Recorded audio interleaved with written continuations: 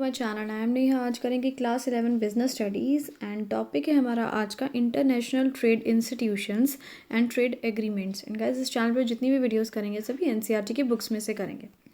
सो देखते हैं इसमें क्या लिखा हुआ है बुक में।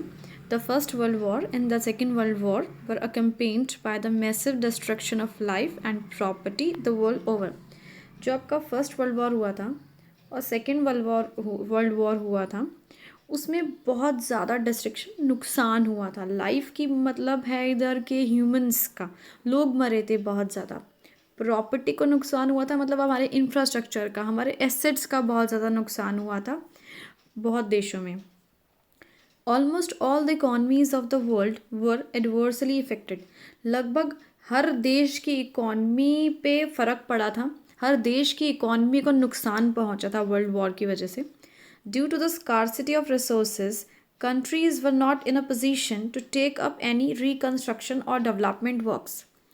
और resources बहुत scarce थे, यानी कमी थी resources की, जिसकी वजह से जो countries थी वो इस पोजीशन में नहीं थी कि दोबारा से सब कुछ रिकन्स्ट्रक्शन का काम कर पाए या अपने दोबारा से डेवलपमेंट का काम शुरू कर पाए, सब इंफ्रास्ट्रक्चर एसेट्स दोबारा से रिक्रिएट कर पाए। इतना रिसोर्सेज नहीं थे। Even the international trade amongst nations got adversely affected. अगर इंटरनेशनल ट्रेड की बात की जाए तो उस पर भी बहुत ज़्यादा बुरा इफ़ेक्ट पड़ा था because of the disruption of the world's currency system. क्योंकि हमारे देश की जो है करेंसी, हमारे जो पूरे वर्ल्ड की करेंसीज है, सबको नुकसान पहुंचा। क्योंकि हर इकॉनमी को नुकसान पहुंचेगा तो जाहिर सी बात है करेंसीज को भी नुकसान पहुंचेगा। There was no system of generally accepted exchange rate. उस वक्त कोई सिस्टम ही नहीं था कि एक प्रॉपर एक्सचेंज रेट हो, जैसे कि अभी है एक्सचेंज, फॉरेन एक्सचेंज रेट। पहले ये सब चीज़ें नहीं थी। It was at the juncture that representative of 44 Nations under the leadership of J.M. Keynes. So 44 Nations को जो है कौन लीड कर रहा था? J.M. कीन्स, इकोनॉमिस्ट हैं ये। साथ में कौन थे? ब्रेटन वुड्स की। सब मिलके इकॉनमीज़ को हैंडल करने की कोशिश कर रहे थे। वो सोच रहे थे ताकि वापस से पीस हो जाए सब जगह, सब कुछ नॉर्मलाइज हो जाए हर एक देश में, ये सब करने की कोशिश की जा रही थी। The meeting was concluded with the setting up of 3 international institutions. और ये मीटिंग हुई, इसमें क्या सोचा गया कि हम 3 इंस्टीट्यूट बनाएंगे, इंटरनेशनल इंस्टीट्यूट्स बनाएंगे। उनका नाम रखा गया IMF, international monetary fund, IBRD, international bank for reconstruction and development, और लास्ट था आपका ITO, इंटरनेशनल ट्रेड ऑर्गेनाइजेशन। ये सोचा गया कि ये 3 इंस्टीट्यूशन बनाएंगे।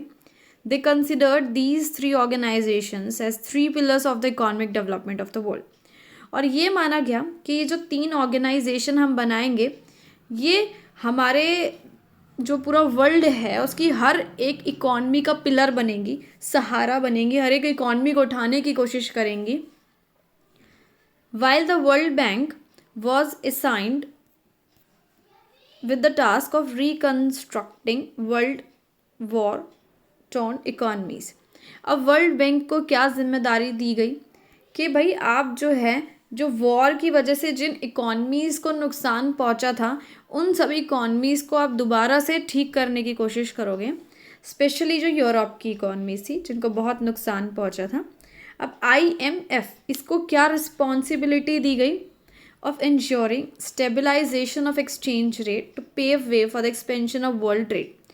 कि भाई एक्सचेंज रेट जो है उस चीज़ को स्टेबलाइज किया जाए, ये जो बार बार ऊपर नीचे जो हो रहा है जो भी है, इसको ढंग से मेंटेन किया जाए एक्सचेंज रेट को, ताकि जो है हम वर्ल्ड ट्रेड कर सकें, यानी इंटरनेशनल ट्रेड कर सके, उसको और बढ़ावा दे सके, बढ़ा सके इंटरनेशनल ट्रेड को।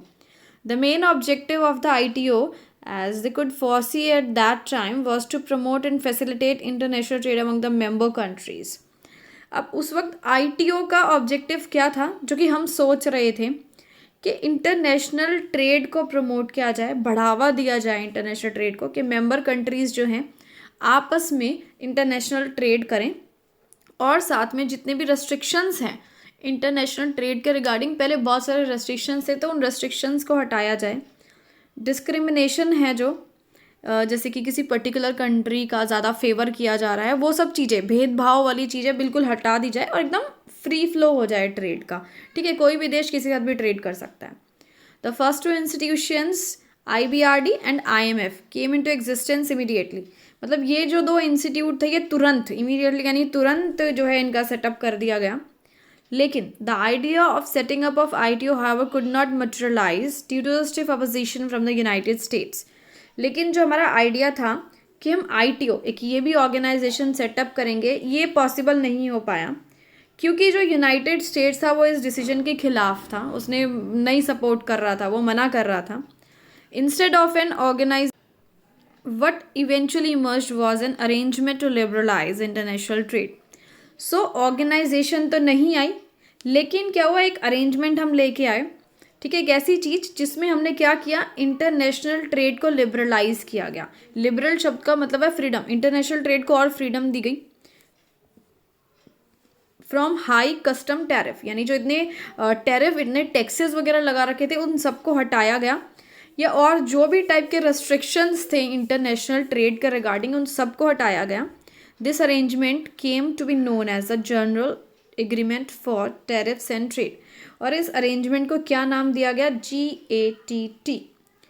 India was one of the founding members of these international bodies. India जो था इन तीनों इंटरनेशनल बॉडीज़ का जो है मेंबर था। तो आगे ये तीनों बॉडीज़ हम डिस्कस करेंगे डिटेल में नेक्स्ट वीडियो में।